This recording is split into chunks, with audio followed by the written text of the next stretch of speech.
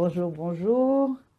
Le sujet d'aujourd'hui, c'est quelle est la différence entre être aidé et être infantilisé pour avancer. D'accord? Alors, ça veut dire quoi être infantilisé à mes yeux?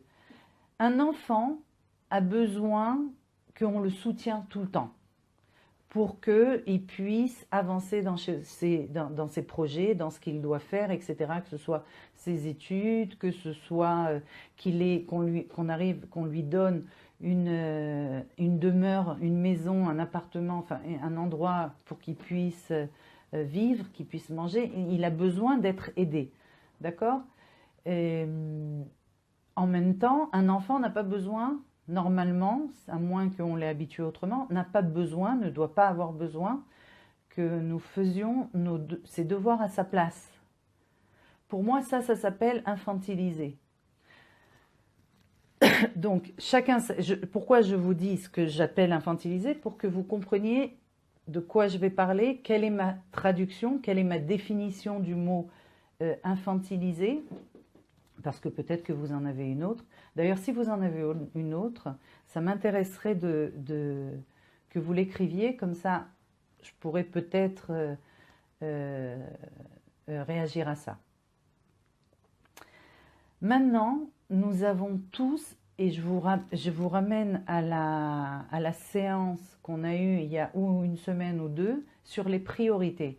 Nous avons tous des choses qui nous sont extrêmement importantes, c'est-à-dire nous avons des priorités dans notre vie, et de là, nous allons pouvoir et devoir, et on va le faire, on va déplacer des montagnes pour le faire, c'est-à-dire on va bouger tous les obstacles qu'il y a pour arriver au but qu'on s'est donné de réaliser. Par exemple, je vais vous donner un exemple de gens que j'ai eus dans mon cabinet ou de gens que je connais. Une personne qui a vécu sans vraiment de... Je vais enlever un peu la lumière de l'ordinateur. Je trouve qu'elle est un peu forte. Quelqu'un qui a vécu dans une famille qui était où, par exemple, la mère n'était pas là, le père était toujours en vadrouille et elle a vécu chez sa grand-mère. D'accord? Donc, elle n'était pas dans une famille qui était unie et tout était éparpillé comme ça. Une des choses qui a été extrêmement importante, c'est une femme qui a étudié, qui a fait de hautes études, qui est sortie excellente dans son domaine, mais elle n'a pas réussi vraiment à ce qu'on appelle s'éclater dans son boulot. Par contre, elle a formé une famille comme ça, c'est-à-dire extrêmement soudés les uns aux autres. Et ça vient de sa jeunesse, de l'expérience qu'elle a eue à sa jeunesse. Elle a décidé, c'est devenu une priorité, que pour elle, la famille était le principal. D'accord? Donc, du moment où elle a eu ça comme priorité, elle a dépassé tous les obstacles qu'il y avait dans sa vie pour régler ça. Et à chaque fois qu'il y avait un problème dans sa vie, dans sa famille, ce qu'elle faisait, c'est qu'elle pouvait aller voir des thérapeutes, des psychologues, enfin tout, elle a tout essayé. D'accord? Pourquoi? Parce que c'était la chose la plus importante pour elle, c'était sa priorité. Bien que elle se plaignait qu'au boulot, c'était pas ce qu'elle voulait, c'était pas dans son domaine, qu'elle n'a pas réussi dans son domaine, etc., etc. Mais elle ne faisait pas dans ce domaine du boulot tout ce qu'il fallait pour réussir, parce que c'était pas sa priorité. Donc tout d'abord, il faut se demander quelle est notre priorité. Parce que on a tous des priorités. C'est-à-dire, on a des choses où ça va être notre priorité. Et là, je vais rentrer la notion de responsabilité. Du moment où c'est notre priorité, nous allons prendre la responsabilité de ce que nous vivons pour arriver au but qu'on veut arriver. Ok? Ça peut être, c'est dingue, mais ça peut être par exemple, notre priorité, c'est de s'amuser. D'accord? Donc, si notre priorité, c'est de s'amuser, ce qu'on va faire, c'est qu'on va enlever tous les obstacles de notre vie pour s'amuser. D'accord? Ça veut dire on va peut-être divorcer, on va peut-être parce que on se sent étouffé et que nous on veut sortir tous les soirs, même si on a 40 ans, même si on a 30 ans, même si on a 50 ans, même si on a 3 enfants.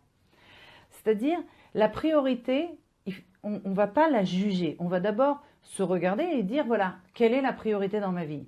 Maintenant, du moment où on a cette priorité, on arrive à la comprendre, on va se dire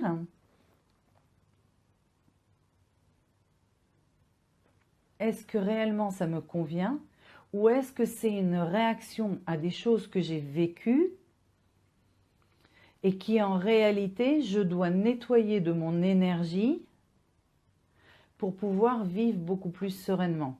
Parce que peut-être que cette chose-là ne lui permet pas de vivre sereinement. D'accord? Mais ce qui est sûr, c'est que si c'est une priorité, eh bien on va en prendre la responsabilité. D'accord? Et pour ça, quand je dis on va exploser tous les obstacles, c'est-à-dire on va chercher l'aide dont on a besoin pour arriver à notre but. Et ça s'appelle être aidé à mes yeux.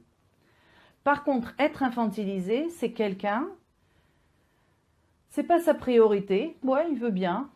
Ouais, mais bon, on va faire ce qu'on peut, hein. On va faire ce qu'on peut. Bon, je vais aller chez des gens qui vont m'aider à faire, par exemple, dans beaucoup d'auto-entrepreneurs, de petites entreprises, euh, les gens vont faire beaucoup de choses, mais par contre, ils vont pas faire les actions qu'ils doivent réellement faire. C'est-à-dire, ils vont pas aller voir, par exemple, des conseillers, des coachs, je sais pas moi, enfin, j'en sais rien, qui vont leur dire, voilà, vous allez faire A, B, C, D, et vous n'allez pas aller au plus urgent, vous allez structurer la chose pour le faire. Alors ils vont se dire, ah oui, non, mais moi j'ai pas le temps, non, mais moi j'ai pas d'argent, mais moi c'est pas le moment, mais moi je rencontre pas les gens qu'il faut, mais moi, etc., etc. Tout ça, c'est des histoires qu'on se raconte. Ok, j'ai écrit plusieurs trucs d'histoires. On ne veut pas, mais on ne sait pas quoi faire. Je suis sûre que dans vos vies, dans nos vies, parce que je suis comme vous avez tous au moins un des exemples, un de ces exemples-là. On veut, mais on ne sait pas quoi faire. C'est trop cher, on ne peut pas. Hein, on n'a pas le temps, on est trop occupé, on bosse de trop. On n'est pas au bon endroit, c'est pas le moment, c'est pas le moment. Les gens autour de nous ne veulent pas, c'est pas de ma faute, c'est lui, hein. C'est pas de ma faute, etc., etc. Tout ça, c'est des histoires que nous créons dans notre vie pour ne pas faire, ne pas prendre la responsabilité de ce que nous devons prendre comme responsabilité, pour ne pas faire ce que nous devons faire. D'accord? Maintenant, toutes ces histoires, en réalité, elles sont vraies. Mais toutes ces histoires ne sont que le fruit de notre conscience, de ce que nous créons à l'intérieur de nous. Et c'est pour ça que je vous parle de cette vidéo sur les priorités. Vous pouvez retourner, regarder cette vidéo, elle est très importante et ça va très bien avec ça. Donc en réalité, on se raconte des histoires. Maintenant, il faut savoir que notre conscience crée notre vie grâce à l'imagination. Donc l'imagination est un outil extraordinaire pour arriver à créer ce que nous voulons. Et donc si ce n'est pas notre priorité et que donc on ne le veut pas vraiment, notre conscience va pouvoir nous amener toutes les situations, elle est extrêmement créative, hein, je vous dis tout de suite, toutes les situations pour que nous recommencions à se donner encore d'autres histoires. Maintenant, on va les vivre, hein, ces histoires, qu'on n'a pas d'argent, que les gens ne nous soutiennent pas, que c'était quoi que j'avais écrit encore, que c'est pas le moment, qu'on ne sait pas comment faire, ok? Le truc, c'est que on se raconte toutes ces histoires, on se dit c'est pas possible, donc notre conscience nous ramène toutes ces histoires. Donc, ce qu'il faut faire, c'est ok, c'est recommencer, c'est arriver au départ, se dire, attends, est-ce que je le veux vraiment ou est-ce que je le veux pas vraiment? Maintenant, si je le veux pas vraiment, mais c'est quand même important pour moi, qu'est-ce que je vais pouvoir faire pour arrêter ces histoires qui me racontent que je ne peux pas le faire? D'accord? Et vous savez très bien, je vous raconte toujours, hein, je vous parle de mon stylo avec mon papier. C'est extrêmement important d'écrire les choses que vous voulez qui se passent dans votre vie. Ok? Pour que justement vous fassiez passer le message à votre conscience de ce que vous voulez, même si ce n'est pas votre priorité. D'accord? Évidemment, on a tous des priorités.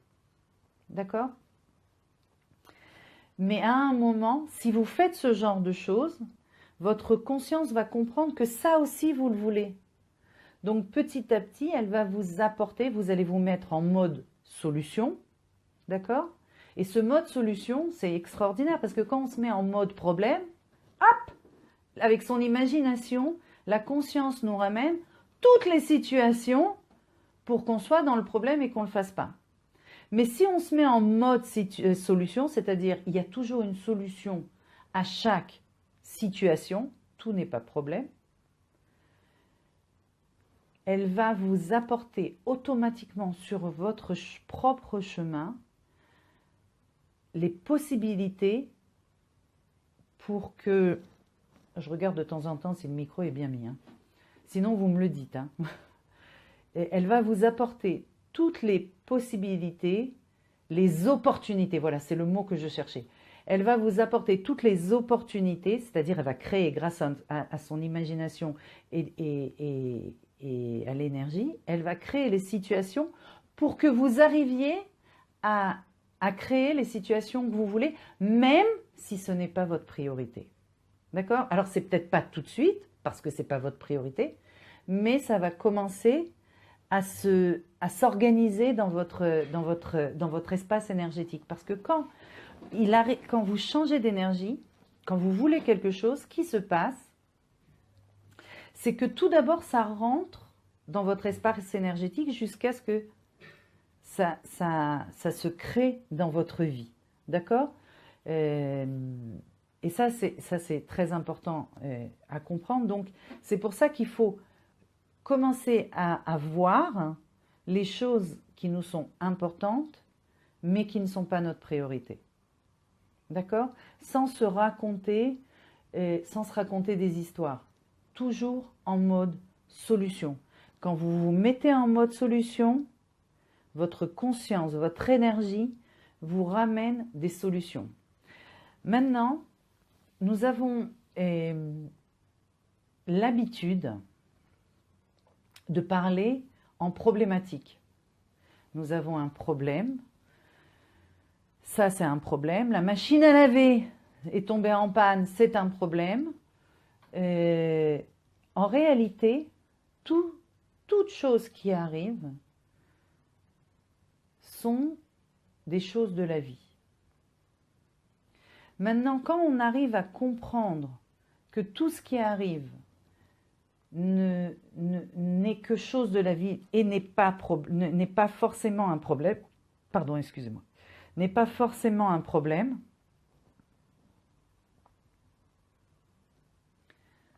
on est beaucoup plus facilement en mode solution.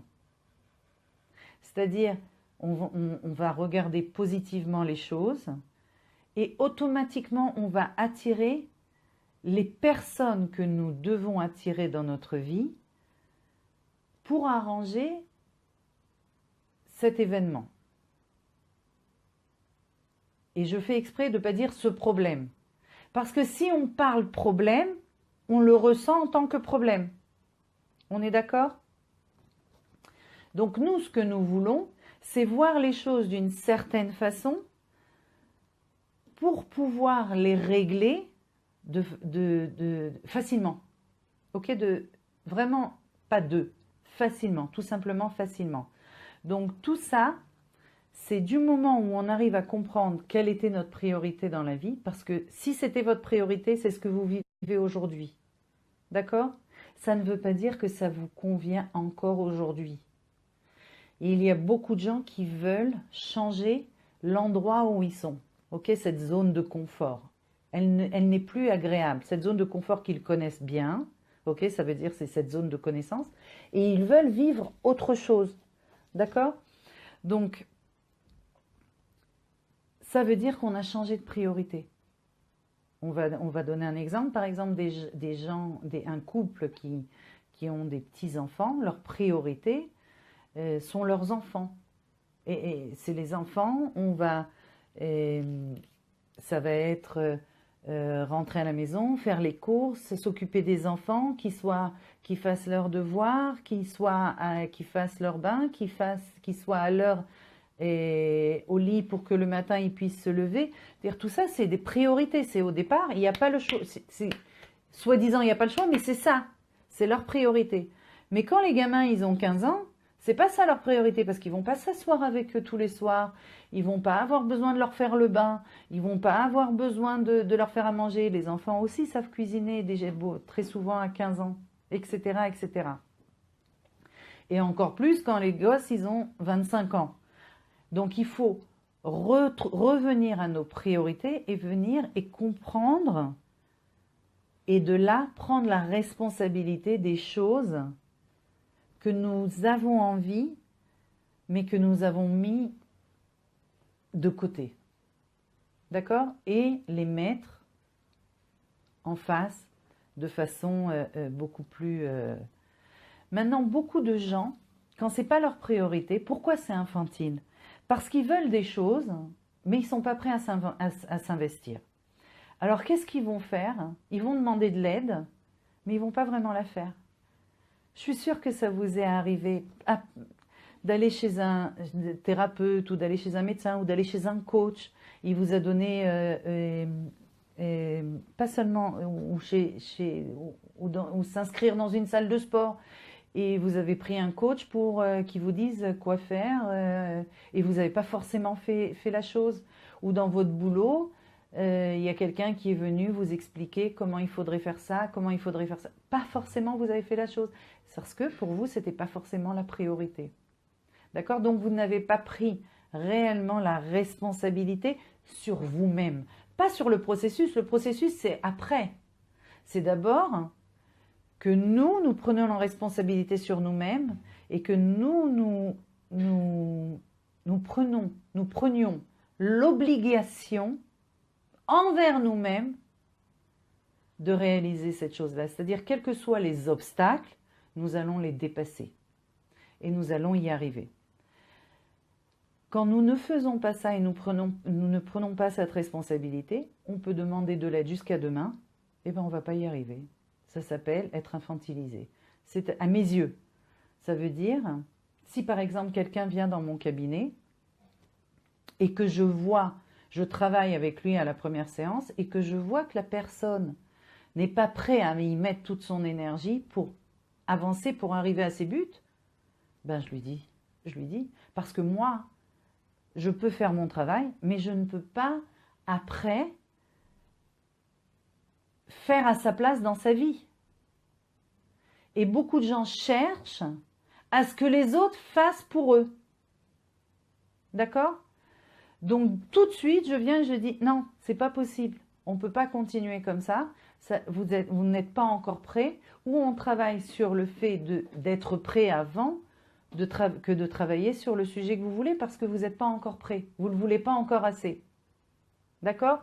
Parce qu'à ce moment-là, ce qu'il va attendre, c'est que moi, je fasse le travail pour lui. Alors moi, je fais mon boulot. Mais par contre, je ne peux pas faire sa partie à lui. Parce qu'il y a toujours une partie à nous. Vous comprenez ce que je veux dire? C'est comme si vous allez voir un coach, il va rester 1 heure avec vous dans une salle de sport, il va vous montrer quel exercice exactement, il va vous aider à les faire pendant toute cette partie-là. Mais du moment où vous allez partir et que vous allez devoir refaire ces exercices, Si vous ne les faites pas, ben, il n'y a rien qui va se passer. Et il y a beaucoup de gens qui viennent et qui commencent à dire, ah oui, non, mais il n'est pas assez bon. Mais c'est parce que eux ne se sont pas investis dans le processus. Parce que eux, c'était pas leur priorité. Parce que eux se sont dit, ah mais non, moi je prends quelqu'un, je le paye. Ou on n'est pas forcément besoin de les payer, hein. Il y a des gens, par exemple des enfants, si vous n'êtes pas toujours derrière eux, eh ben ils vont pas le faire. Pourquoi? Parce qu'ils ne prendront pas la responsabilité de ce qu'ils vont devoir faire eux-mêmes. D'accord? Et pour moi, c'est ça, être infantilisé, c'est venir et dire, je veux de l'aide, mais que ce soit l'autre qui fasse. D'accord? Mais les choses ne se feront pas. Donc, ça veut dire qu'on ne peut pas avancer réellement si on ne prend pas la responsabilité sur nous-mêmes. D'accord? Et on a tous besoin, et c'est ça le côté. Moi, je sais que j'ai eu une cliente maintenant, elle est partie il y a une demi-heure. Elle est chez moi, je crois, depuis août, septembre. Au début, elle venait toutes les semaines. Elle avait réellement besoin de venir toutes les semaines. Après, elle est venue toutes les 2 semaines. Et maintenant, elle vient toutes les 3 semaines. Et elle me dit, j'ai encore besoin de venir te voir. Je dis, oui, d'accord. Mais regarde la progression. Au début, même quand elle venait une fois par semaine, elle m'appelait au milieu de la semaine. C'est-à-dire, au début, quand on veut faire un processus, que ce soit, je parle même pas que au niveau thérapeutique, hein, même dans la vie, on veut faire du sport, on veut apprendre quelque chose de nouveau, on veut avancer. Au début, on a besoin d'être aidé. Donc, on demande de l'aide, mais si on se sent responsable, justement, petit à petit, on va éloigner ces aides et on aura de moins en moins besoin de toutes ces aides. D'accord?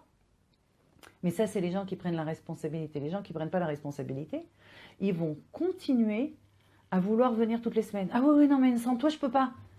Et au bout de 5 ans, on est encore une fois par semaine. Mais ça, à un moment, c'est plus possible.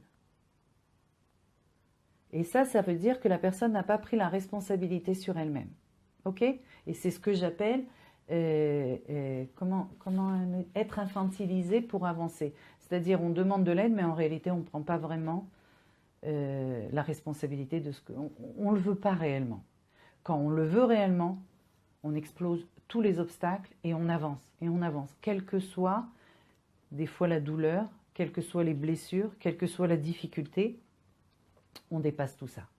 D'accord? Est-ce que vous avez des questions? Salut Betty. Salut, ça me fait plaisir de te voir.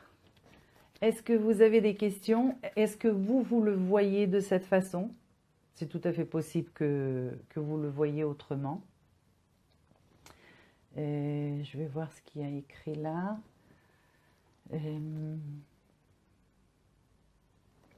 Je vais attendre quelques secondes. Entre-temps, si quelqu'un, pour que ce que vous écrivez, je vais vous dire quelques petits trucs, voilà. Alors, on a dit le 4 février, j'invite une personne spécialiste. J'invite une spécialiste des rêves. C'est un live qui va être super sympa. Je vous invite à y participer. Si vous aimez cette vidéo, cette page, partagez. Partagez, c'est toujours sympa de partager, de faire partager aux autres ce qu'on aime. Et puis voilà quoi. Et puis commentez au-dessus. Est-ce que quelqu'un a quelque chose à rajouter ou il n'y a que moi là? Vous me le dites, hein? Ok.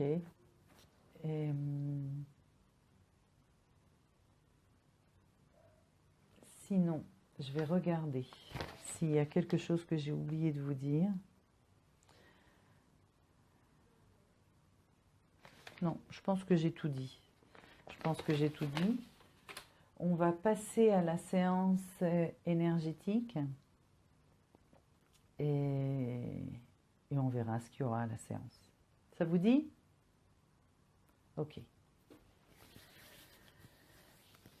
Je voulais juste vous dire que ce que vous recevez dans ces lives est juste une toute petite partie de ce que vous allez pouvoir recevoir dans mon atelier formation, où là, on travaille sur votre propre énergie, on nettoie, on fait l'unification de toutes vos parties pour que vous arriviez facilement à nettoyer tout ce que vous avez, ce que vous voulez nettoyer pour avancer de plus en plus vite dans votre vie, pour que les 90% de l'aide extérieure, vous n'en ayez plus besoin. On a toujours besoin d'une petite aide, d'accord?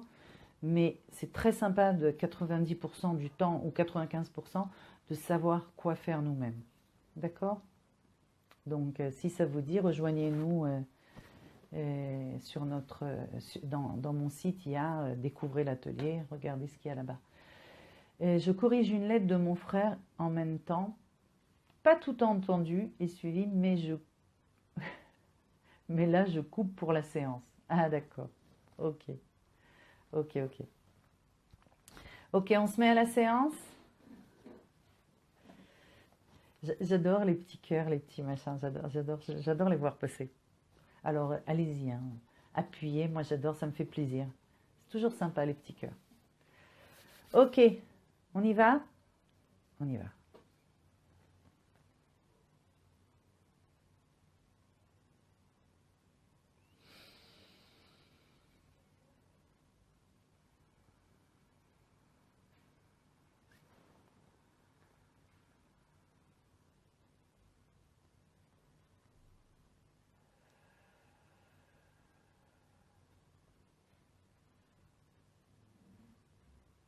Prendre sa responsabilité, la responsabilité de soi-même, c'est prendre la responsabilité de sa propre vie.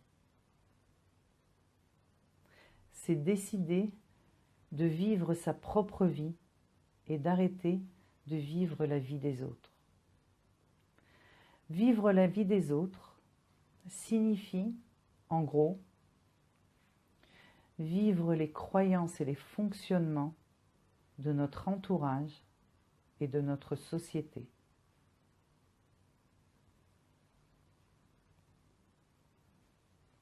Décider de se réaliser et décider de vivre ce que vous voulez vivre.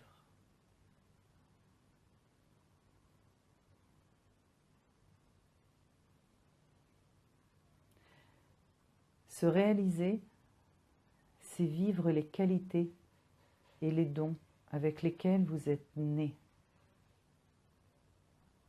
avec lesquels vous êtes venu sur cette terre.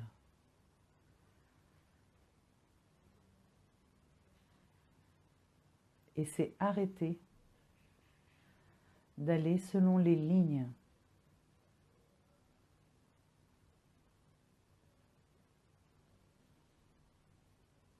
et les décisions des autres.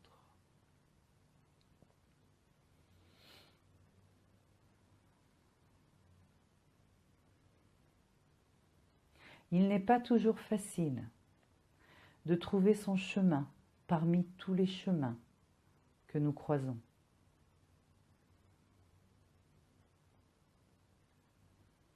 Une lumière est une lumière, mais plus vous vous trouvez sur votre propre chemin, et plus vous serez satisfait de votre propre vie.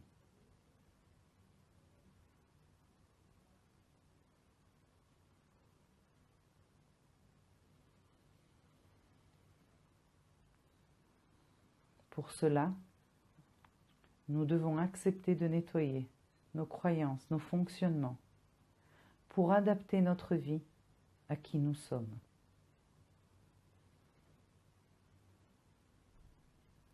Bien d'entre vous sont d'accord,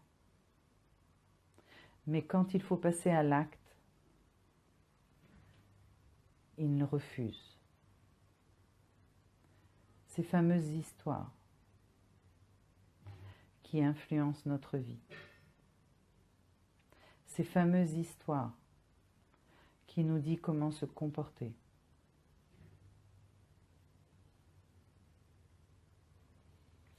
Vous créez votre propre vie,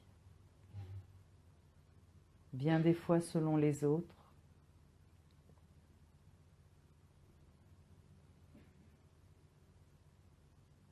et selon vos sociétés. Revenez à vous.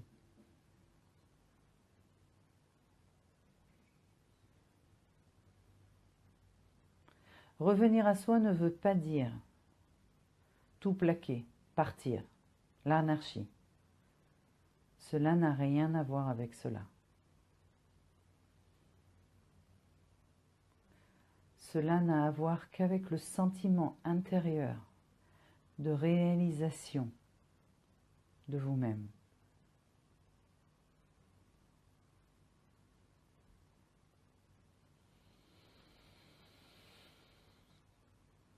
La réalisation de soi-même se trouve à l'intérieur de votre estomac.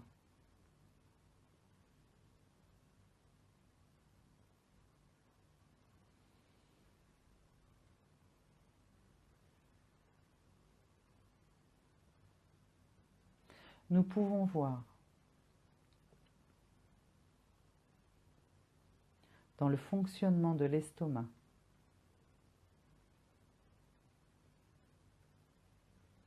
la réalisation de nous-mêmes.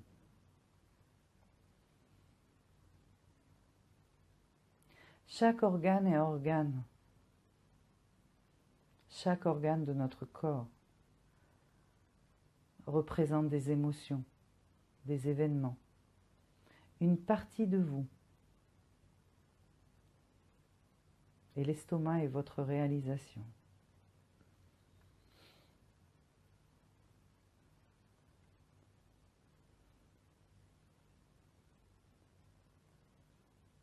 Mangez équilibré et vous serez équilibré.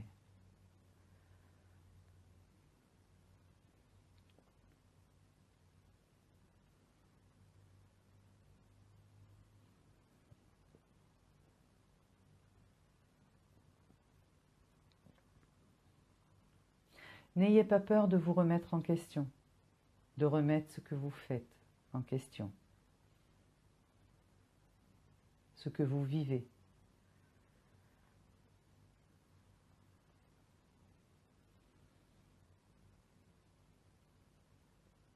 Pour vous réaliser.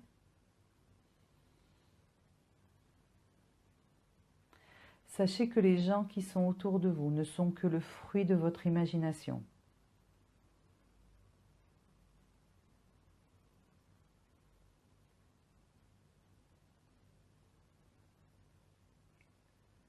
Ils représentent une partie de vous-même, à l'intérieur de vous-même.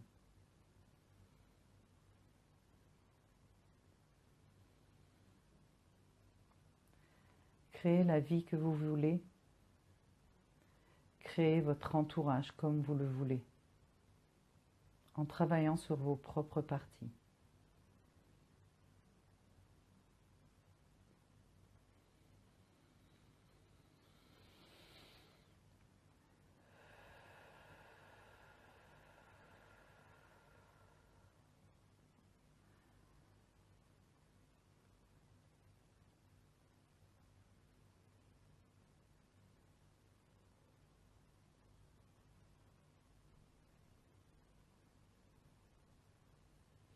Nous ouvrons de plus en plus la lumière. Nous travaillons aujourd'hui principalement au niveau de votre estomac.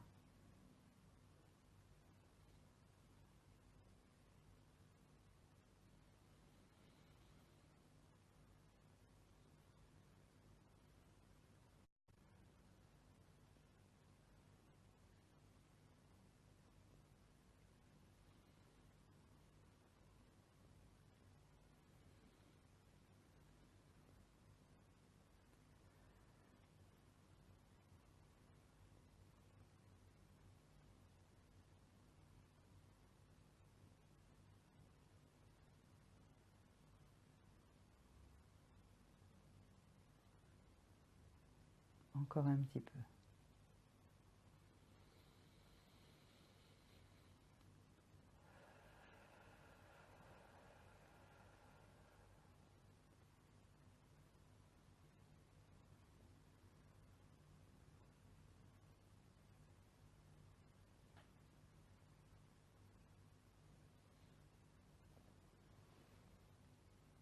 Merci.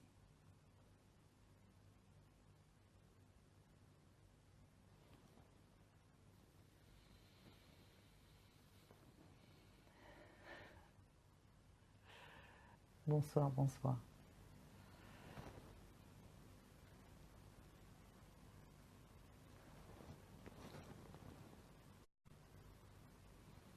Alors, comment vous sentez-vous?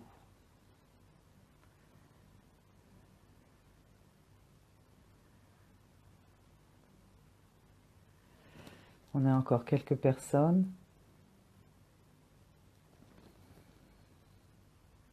Il n'y a que moi qui m'endors presque à la fin. Ça veut dire que tu te relaxes complètement, Muriel. Et c'est très, très, très bien. Très bien. Voilà. Et sachez qu'après une séance énergétique, ce qui est euh, extraordinaire, vous savez, on dit que les enfants grandissent, les bébés grandissent et les enfants grandissent en dormant. Et bien c'est pareil pour nous. Quand on fait un travail énergétique, la transformation au niveau de l'énergie, au niveau des cellules, se fait en dormant. Donc si vous êtes crevé à la fin, allez vous reposer, allez dormir. D'accord? Super. Ludivine, mon chat a adoré. Que des câlins. Moi aussi j'ai aimé comme toujours. Ok, super Ludivine. Alors je vous fais des gros bisous. On se voit la semaine prochaine. Je vous rappelle que si vous avez un sujet que vous voulez traiter, envoyez-le moi en privé. J'en ferai un live. Je vous rappelle que si vous avez ce problème, les autres ont forcément aussi. Il y a beaucoup de gens qui ont aussi ce problème, pas tous, mais beaucoup de gens. Et ça aidera tout le monde. Donc, envoyez-moi des sujets et on se voit la semaine prochaine. Gros, gros, gros bisous. Bye bye.